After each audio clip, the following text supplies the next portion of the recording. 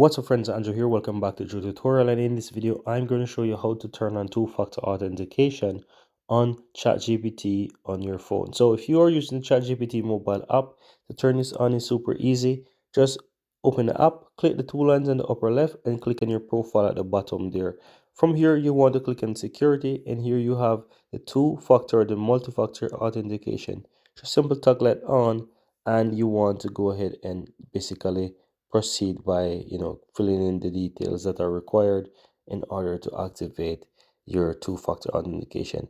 But that's all there is to it. As you can see, it's going to give you a code. You need to copy it. For this purpose of security, I'm going to blur this code right here, but you get the code here and you enter your one-time code and you continue on and so forth, right? So this is how easy it is, guys, to really go ahead and set up the two-factor, the multi-factor authentication here on ChatGPT. And that's it, guys. Very easy and very simple.